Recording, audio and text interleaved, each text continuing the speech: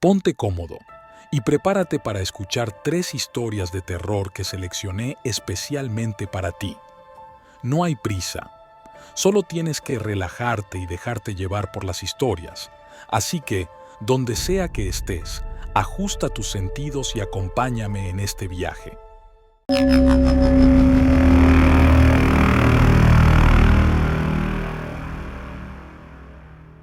Cuando entré en su habitación, lo vi con mis propios ojos. Mi hija estaba suspendida en el techo, con los ojos llenos de terror, como si algo invisible la estuviera sujetando. Sentí como mis piernas se congelaban, pero su débil voz me sacó del trance. «Mamá, ayúdame». Cuando nos mudamos a nuestra nueva casa, todo parecía perfecto. Nuestra hija estaba emocionada con su habitación y nosotros con la idea de un nuevo comienzo. Los primeros días fueron tranquilos, aunque noté que mi hija hablaba sola más de lo habitual. Cuando le pregunté, ella solo sonreía. Una noche, mientras leía en la sala, escuché risas en su habitación.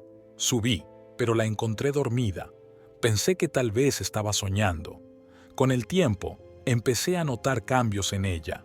Se volvía más reservada y sus juegos parecían más siniestros. Un día me dijo que había alguien malo en la casa. Me reí, pensando que era parte de su imaginación. Pero las cosas comenzaron a cambiar. La niña empezó a tener pesadillas y sus profesores nos llamaron preocupados. Decían que hablaba de cosas que ningún niño de su edad debería saber. Comencé a sentirme inquieta, pero aún no podía imaginar lo que estaba por venir. Preocupados por lo que la niña contaba, decidimos llevarla al psicólogo. Nos aseguraron que no había nada fuera de lo común, aunque nos advirtieron que no debíamos reforzar sus ideas con preguntas.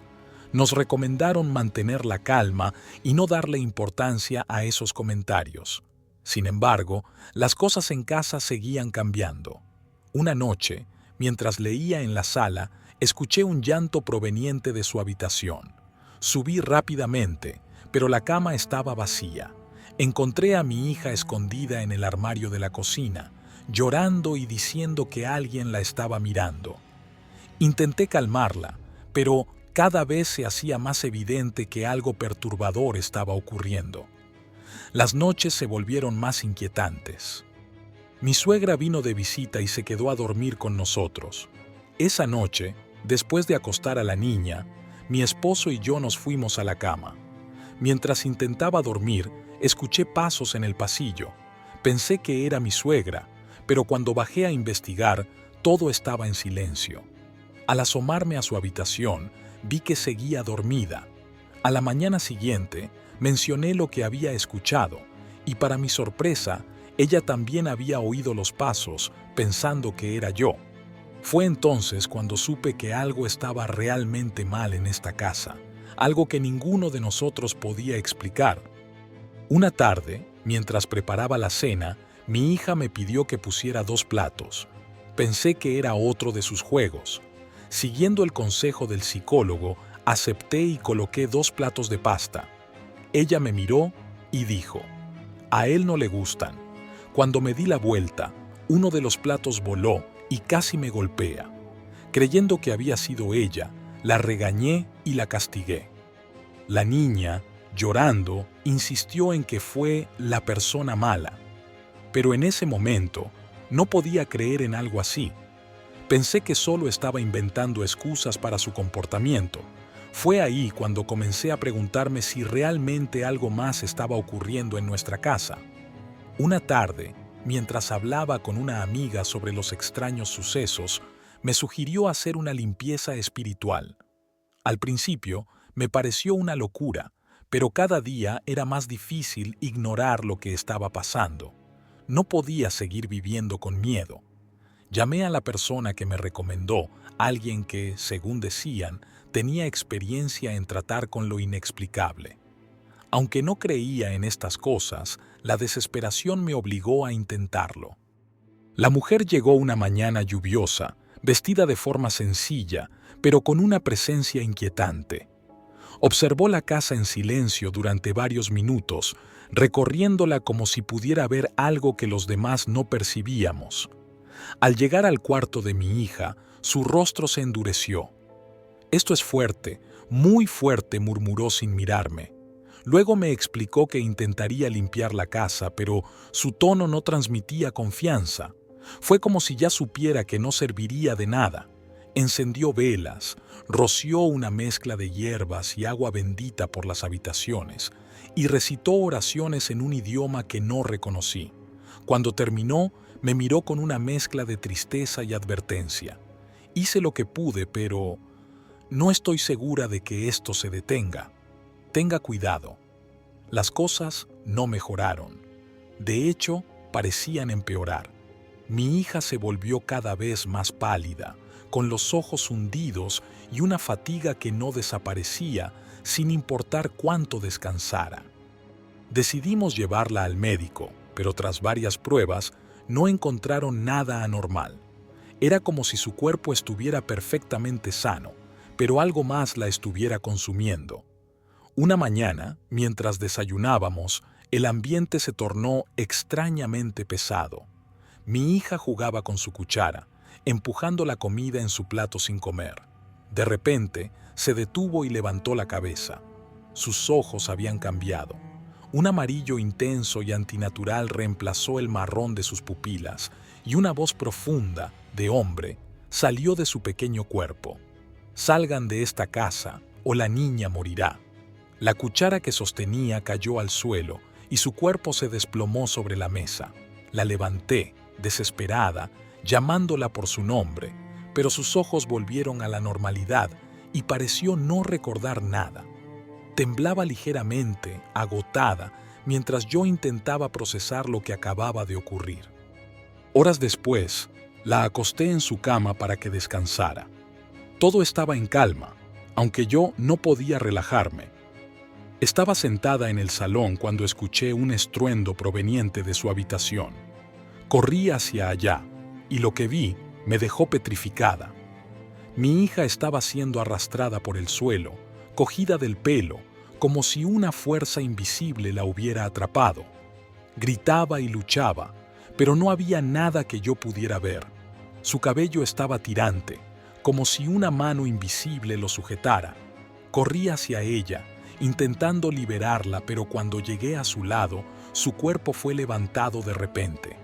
Grité mientras la veía alzarse por los aires, hasta que su cuerpo se estampó violentamente contra el techo. Sus ojos llenos de terror se cruzaron con los míos mientras yo trataba de alcanzarla. En cuestión de segundos, cayó de nuevo hacia el suelo.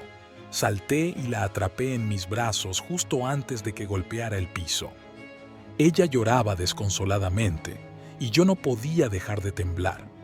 Miré alrededor, buscando algo, cualquier cosa que pudiera explicar lo que había sucedido, pero la habitación estaba vacía, salvo por nosotros dos. De repente, me miró con una expresión de horror y me dijo: «Mamá, vámonos de aquí». Esa misma tarde decidimos irnos. Recogimos lo esencial y cargamos el coche. Nuestra hija, aún pálida pero tranquila, nos abrazó al salir.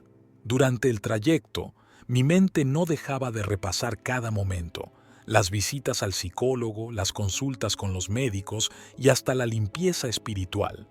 Ninguna de esas respuestas había servido para explicar lo que habíamos vivido, pero yo sabía que aquello era real. Nos instalamos en un pequeño apartamento en las afueras de la ciudad. Con el tiempo, mi hija recuperó su color y su energía habitual. Nunca volvió a mencionar lo que pasó en la casa. A veces me pregunto si todo fue real o si mi mente, agotada por la preocupación, exageró los eventos. Pero hay algo que jamás podré olvidar: el día que vi cómo mi hija era arrastrada por el suelo y levantada al techo. Eso fue real, y sé que lo viví. Vendimos la casa poco después. Nunca supe quién la compró ni qué ocurrió después, pero prefiero no saberlo. Para nosotros, la pesadilla terminó el día que cerramos esa puerta por última vez.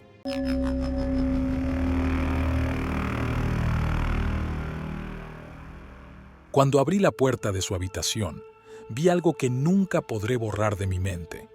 Lucía estaba en la cama, con las piernas abiertas, el cuerpo arqueado y jadeando, pero no había nadie con ella. Desde siempre, mi prima Lucía fue diferente.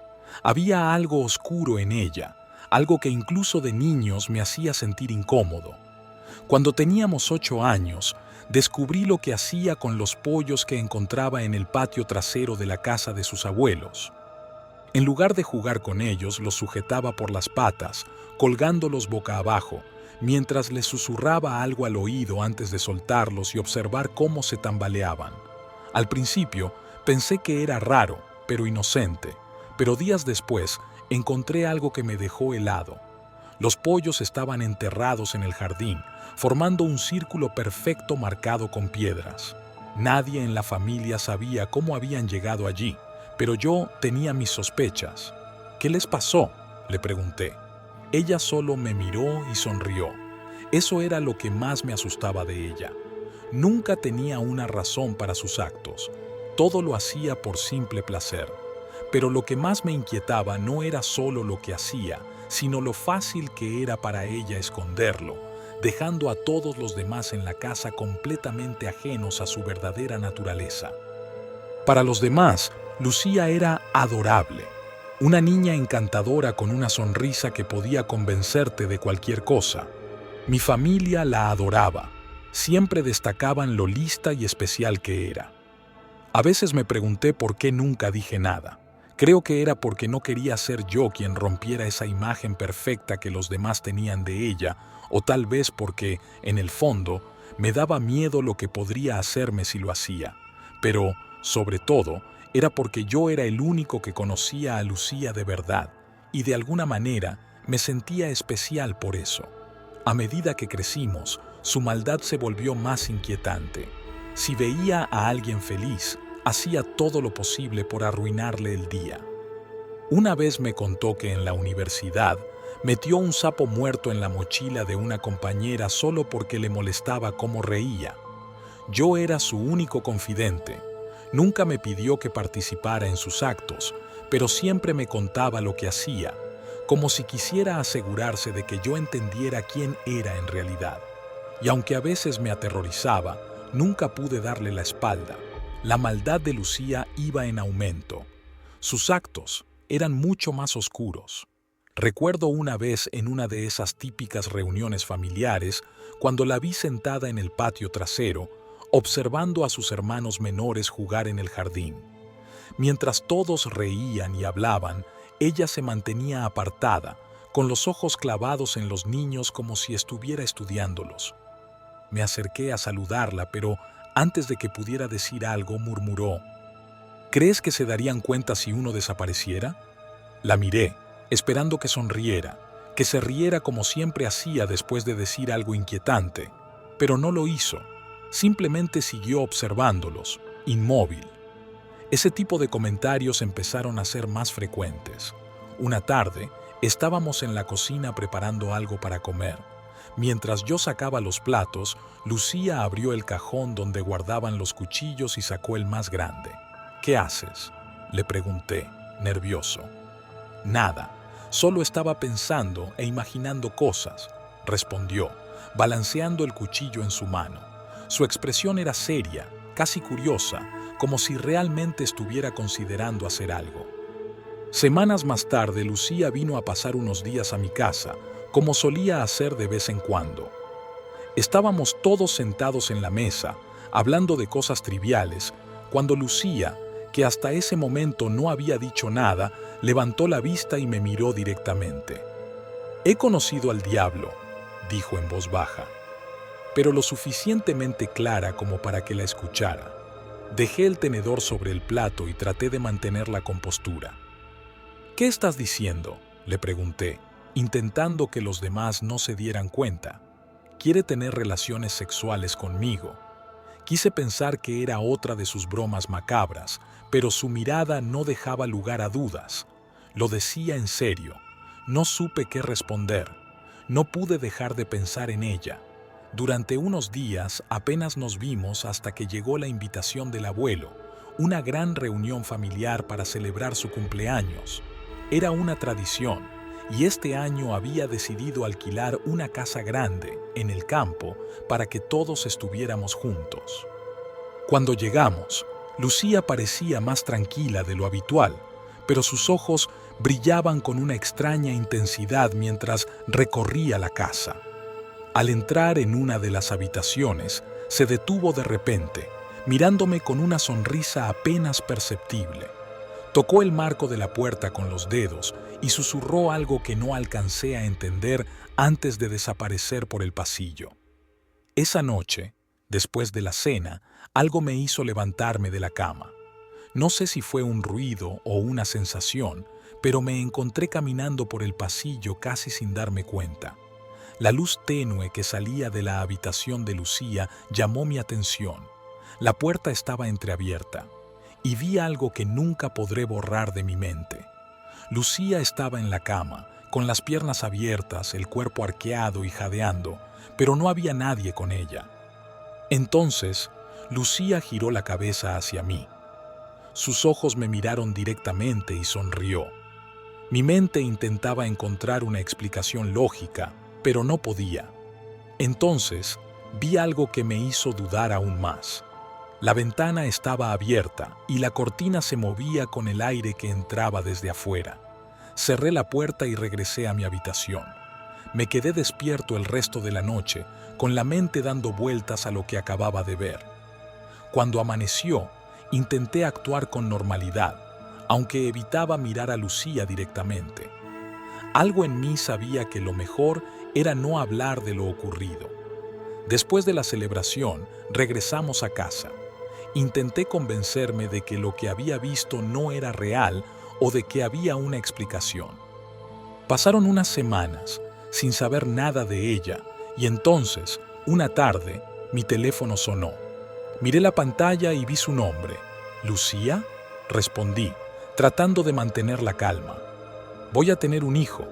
Sentí un nudo en el estómago. Por un momento no supe qué decir. ¿De quién es? La línea quedó en silencio por un segundo que me pareció eterno. Ya te lo dije. Del demonio. Me quedé paralizado. Mi mente volvió a aquella noche, a la habitación, a la ventana abierta. Intenté responder, decirle que estaba loca, que dejara de decir esas cosas, pero las palabras no salieron. Lucía, ¿estás bromeando? Fue lo único que pude decir, aunque sabía que no era una broma. Ella se rió, esa risa suave y burlona que siempre lograba ponerme los pelos de punta. Colgué el teléfono y me quedé mirando la pantalla, con la mente dando vueltas. Intentaba convencerme de que lo que había visto aquella noche en su habitación tenía una explicación lógica. Tal vez alguien había estado allí, alguien que salió por la ventana antes de que yo entrara. Era lo más razonable, pero algo no encajaba.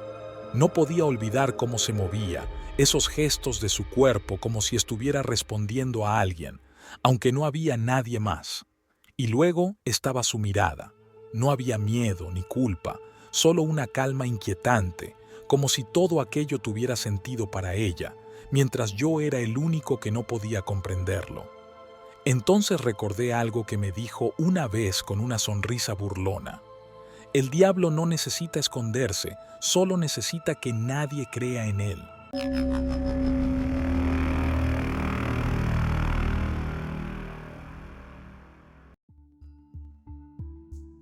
Todos hemos escuchado hablar de la Deep Web, ese rincón oscuro de Internet donde dicen que puedes encontrar lo que quieras. Para la mayoría, son solo rumores. Para mí, se convirtió en una realidad que nunca podré olvidar. Todo empezó con unas zapatillas, pero lo que desaté por un simple capricho me sigue persiguiendo. Siempre he sido un obsesivo de las zapatillas. Desde adolescente, coleccionarlas se convirtió en mi pasión. Mis sueños siempre fueron las Jordan Bennett, pero conseguir las originales era casi imposible. Cada vez que aparecían costaban una fortuna, y yo, con mi empleo mediocre, no podía permitírmelas. Vivía con mi novia Sofía, quien intentaba ser paciente, pero mi obsesión la estaba agotando. Últimamente discutíamos casi todos los días, casi siempre por lo mismo. Diego, ya basta, Tenemos cosas más importantes de las que preocuparnos. ¿Cuánto más vas a seguir gastando en estas tonterías?, me decía. Sabía que estaba harta, pero yo no quería escucharlo. Para mí, coleccionar era más que un hobby, era una forma de vida. Una noche navegando por Reddit, buscaba algún grupo donde pudiera encontrar ofertas. En uno de los foros, un usuario comentó sobre la Deep Web, describiéndola como un lugar donde podías conseguir absolutamente de todo. Algo hizo clic en mi cabeza. Decidí entrar. Me tomó toda la noche aprender cómo acceder. Tuve que instalar un navegador especial llamado Tor y configurar una VPN para ocultar mi dirección IP. Apenas entendía lo que hacía, pero seguí adelante. Cuando finalmente logré entrar, sentí un escalofrío.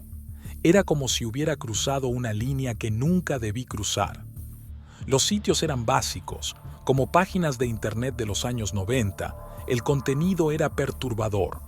Drogas, armas, venta de datos personales. De repente, me saltó una ventana emergente de un mercado de compra-venta. Cliqueé sin pensarlo demasiado y comencé a explorar el sitio. Fui directo a la sección de zapatillas y ahí estaban, las Jordan Banned. Las fotos eran perfectas y el precio, ridículo, $50. Sabía que algo no cuadraba, pero mi obsesión pudo más. Pude haber usado un punto de recogida, pero, como un idiota, puse mi dirección real. Lo hice casi por instinto, como si estuviera comprando algo en Amazon. Envié el pago y esperé. 2 días después llegó el paquete. Las zapatillas eran impresionantes a primera vista, pero al examinarlas mejor, noté pequeños detalles. El logo estaba desalineado, el material no era el original. Eran réplicas, buenas réplicas, pero copias al fin. Me sentí estúpido, pero intenté justificarlo. Por lo que pagué, no estuvo tan mal. Pensé que ahí terminaba todo. 2 días después, apareció otra caja en el comedor. Era pequeña, sin remitente. Dentro había una nota. Gracias por la compra. Le pregunté a Sofía si había visto al repartidor, pero me dijo que no. ¿No cerraste bien la puerta?, me preguntó. Estaba seguro de que lo había hecho, pero no quise preocuparla. Esa noche, mientras dormíamos, escuché un ruido en el salón. Me levanté de golpe, cogí un cuchillo de la cocina y revisé cada habitación. No encontré a nadie, pero una de las ventanas estaba abierta y las cortinas se movían con el viento. Cerré la ventana de golpe, pero el miedo ya estaba instalado en mi cuerpo. El fin de semana siguiente, fuimos a visitar a los padres de Sofía. Cuando regresamos, algo estaba mal. Nada había sido robado, pero el apartamento estaba diferente. El armario del dormitorio estaba girado hacia la pared, bloqueando las puertas. La televisión estaba en el suelo, como si alguien la hubiera bajado con cuidado. Y en el comedor, una de las zapatillas Jordan colgaba de la lámpara, girando lentamente. Pero lo peor fue lo que encontramos en la cocina, una foto nuestra. Estábamos en la cama teniendo sexo. A la mañana siguiente, me desperté antes que Sofía y noté algo extraño. Las sábanas estaban manchadas de sangre fresca. Al principio pensé que estaba con la menstruación, pero había demasiada sangre. La desperté con cuidado. «Sophie, ¿estás bien?» Ella abrió los ojos confundida y miró las sábanas. «¿Qué carajo es esto, Diego?», murmuró alarmada. Revisamos nuestros cuerpos, pero ninguno de los dos tenía heridas. Cambiamos las sábanas en silencio, tratando de buscar una explicación. Días después, mientras Sofía revisaba su celular, de repente se puso pálida. «¿Qué es esto?», me preguntó. Era un vídeo de ella duchándose. La imagen era borrosa, con movimientos bruscos, como si quien lo grababa estuviera escondiéndose. El ángulo era bajo, casi desde el suelo. «¿Fuiste tú, Diego? ¿Me estás grabando?», gritó, con lágrimas en los ojos. «No tengo nada que ver con esto», le respondí, tratando de calmarla. El vídeo fue enviado directamente al celular a través de Bluetooth. Esa noche, intentamos relajarnos viendo una película. Nos quedamos dormidos en el sofá. Cuando desperté, lo primero que sentí fue el olor. Era nauseabundo, como alcantarilla. Encendí la luz y vi algo que me hizo retroceder. Una rata muerta, justo entre nosotros. Sofía gritó y salió corriendo. La rata estaba hinchada, con las patas rígidas, y había sangre en el tapizado. Tenía un pequeño lazo alrededor del cuello. Fue entonces cuando supe que alguien había estado dentro. Sofía insistió en que debíamos denunciar. Esto ya no es normal, Diego. Tenemos que ir a la policía. Pero yo, frustrado, le respondí: ¿qué vamos a denunciar, Sophie? ¿Una rata y unas sábanas manchadas? Van a pensar que estamos locos. Ella se quedó callada, pero la tensión entre los dos era evidente. Pasaron unos días y, aunque todavía estábamos nerviosos, las cosas parecían calmarse. Intentamos volver a nuestra rutina, pero esa sensación de ser observados nunca desapareció del todo. Una mañana, mientras desayunábamos viendo las noticias, la televisión se puso en negro de repente. Me quedé mirando, confundido, hasta que empezaron a aparecer una recopilación de imágenes rápidas, como mal filmadas y en movimiento. Figuras encapuchadas se movían sigilosamente por la casa, colocando la rata, manchando las sábanas con sangre y desplazándose por las habitaciones mientras dormíamos. Apagué la tele de golpe con las manos temblorosas y revisé toda la casa buscando cámaras. Revisé cada rincón, cada mueble, pero no encontré nada. Fue entonces cuando le dije a Sofía: «Vamos a la policía». Ese mismo día acudimos a la comisaría. Tardaron semanas en investigarlo, pero finalmente nos dieron una respuesta. Nuestras vidas estaban siendo transmitidas en la Deep Web como parte de un juego macabro. Era una especie de concurso de retos. Participaban personas de nuestra ciudad que pagaban para entrar al apartamento, mover cosas, dejarnos mensajes. El desafío final era el más enfermizo: hacerse un selfie con nosotros mientras dormíamos. Nunca lograron atrapar a los responsables. Solo quedó el miedo de saber que aquellos que habían estado en nuestra casa, burlando nuestra seguridad, seguían ahí fuera. Nos mudamos, dejando todo atrás. Durante los primeros días en la nueva casa, sentimos un alivio extraño. Estábamos lejos de todo y el silencio era reconfortante. Por primera vez en semanas, dormimos profundamente. Pero una noche, al entrar al dormitorio, vimos una caja sobre la cama. No tenía remitente. Dentro solo había una fotografía de nuestra nueva casa. Ahí entendí que la Deep Web no termina cuando cierras el navegador. Si te apasionan las historias de terror, no olvides suscribirte, darle like y compartirlo con otros amantes del horror. Activa las notificaciones para no perderte ninguno de los próximos relatos que te harán temblar.